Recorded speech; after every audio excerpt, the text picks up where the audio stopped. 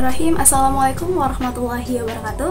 Perkenalkan, nama saya Hairunisa Lufina Winonofira dari kelas Studi Naskah Tafsir dan Hadis semester 5, jurusan Ilmu Al-Quran dan Tafsir, Fakultas Usuluddin, Universitas Islam Negeri Syarif Hidayatullah, Jakarta. Pada kesempatan hari ini, saya membuat video untuk memenuhi tugas UTS saya pada kelas Studi Naskah Tafsir dan Hadis. Baik teman-teman, di sini saya akan menjelaskan terkait riwayat singkat penulisan dari kitab Sahih Al-Bukhari. Nah, kitab Sahih Al-Bukhari ini ditulis oleh Abu Abdillah Muhammad bin Ismail bin Ibrahim bin Mughirah bin Barzubah Al-Jufi Al-Bukhari, yang sering kita ketahui beliau dipanggil Imam Al-Bukhari.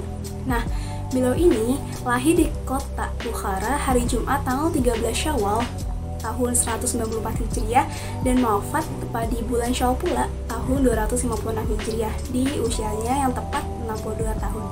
Imam Bukhari ini, atau yang sering kita sapa Imam Al-Bukhari, ya, pada usia yang ke-10 tahun beliau sudah menghafal Al-Quran sebanyak 30 juz dan menghafal hampir 1000 hadis melalui kitab karya Imam Mubarak dan Imam Waqi dan hadis lain-lainnya. Oke teman-teman, sebelum beliau menulis kitabnya, yaitu kitab Sahih Al-Bukhari, beliau ini sempat mendapatkan mimpi, yang mana mimpinya ini berhadapan langsung oleh Nabi kita, Nabi Muhammad SAW, yang mana untuk melindungi dari siksaan dan celaan. Nah, dari mimpi ini, Imam Bukhari langsung mendapatkan tafsir mimpinya untuk menuliskan hadis ini. Imam Bukhari mengumpulkan hadis-hadis sahihnya dan beliau menulis mulai dari Mekah. Dalam penulisan kitabnya, Sahih Bukhari ini atau Imam Bukhari ini selesai pada kurang lebih 16 tahun. Dari 600.000 hadis, Imam Bukhari hanya memilih 7.000 hadis atau sebanyak 725 hadis sahih. Oke, baik teman-teman, kalian harus tahu kalau misalnya Imam Bukhari ini sudah menapaki hampir ratusan ribu mili perjalanan untuk memastikan kebenaran hadisnya, sampai pada pengakuan para guru Imam Bukhari yang termasuk dalam ulama mutasyadid, yakni Ahmad bin Hanbal, Abu Hatib Ar-Razi, dan lain-lainnya, bahwa kitab Sahih Al-Bukhari ini dapat dipertanggungjawabkan kredibilitasnya. Nah, makanya kenapa beliau bisa menyelesaikannya selama kurang lebih 16 tahun, ya karena ini beliau sudah mencari kesahihan hadisnya dari seluruh penjuru dunia. Oke, baik teman-teman, di sini saya akan memberikan contoh di Sahih Bukhari di bab mukhtasar pada kitab Jumat di bab kewajiban sholat Jumat, yang mana hadisnya sebagai berikut.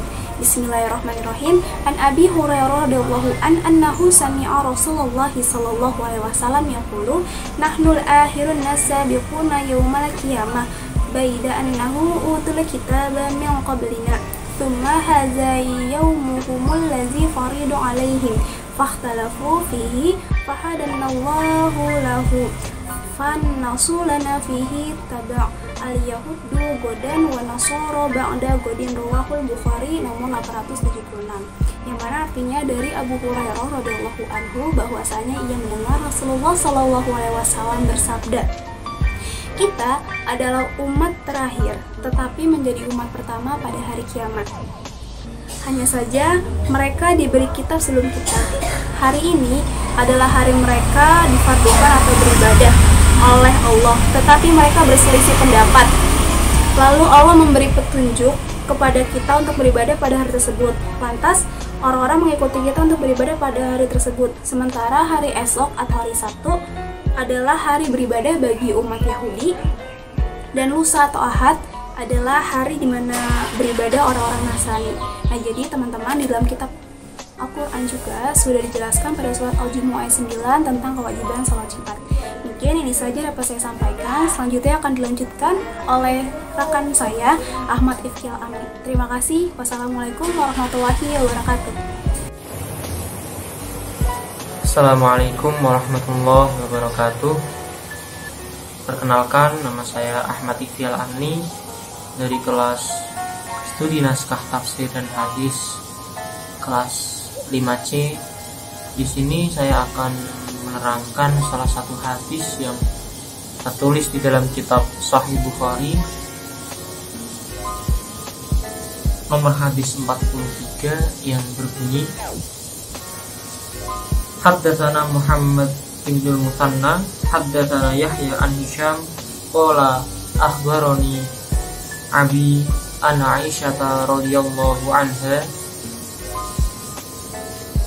anna an-nabiy sallallahu alaihi wasallam dakhala 'alaiha wa 'indaha imra'atun qala man hadhihi qalat fulanah tadhkuru min salatiha qala ma alaikum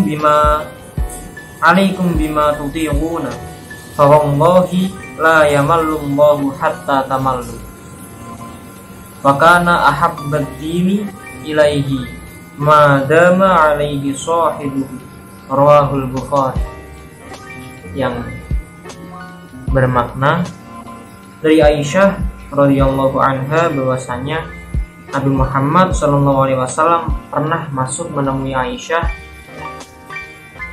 ketika sementara pada saat itu Aisyah di sampingnya ada seseorang. Lalu Nabi Muhammad pun bertanya, siapakah dia wahai Aisyah? Lalu Aisyah menjawab, dia adalah fulanah. Setelah menjawab nama fulanah, Aisyah menyebutkan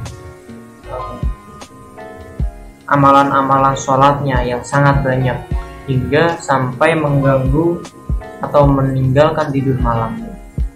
Lalu Rasulullah pun bersabda, jangan demikian, hendaklah kalian mengerjakan amalan-amalan tersebut semampu kalian. Demi Allah, Allah tidak akan bosan hingga kalian sendiri yang merasa bosan. Karena amal yang paling dicintai oleh Allah adalah amalan yang dilakukan secara berkesinambungan.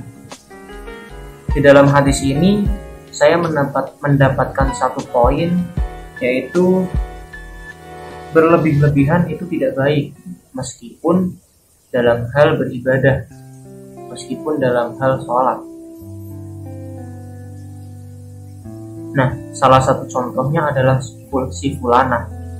Si fulanah ini mengerjakan sholat malamnya hingga meninggalkan tidur malamnya, bahkan bisa sampai berdampak pada ditinggalkannya tanggung jawab di dunia. Maka dari itu Rasulullah pun bersabda, janganlah demikian, kerjakanlah ibadah-ibadah semampu kalian. Di sini Rasulullah pun bersabda begitu bermakna bahwasanya beribadah secara berlebihan pun tidak baik, karena Allah lebih suka hamba yang beribadah secara berkesinambungan atau yang biasanya kita sebut sebagai istiqomah. Tidak seberapa banyak hamba itu beribadah, tidak seberapa lama hamba itu beribadah, namun Allah lebih menyukai hamba-hamba yang beribadah secara istiqomah atau berkesinambungan. Mungkin sekian penyampaian dari hadis ini, semoga teman-teman bisa memahaminya. Terima kasih. Wallahul muwaffiq ila aqwamit thoriq. Wassalamualaikum warahmatullahi wabarakatuh.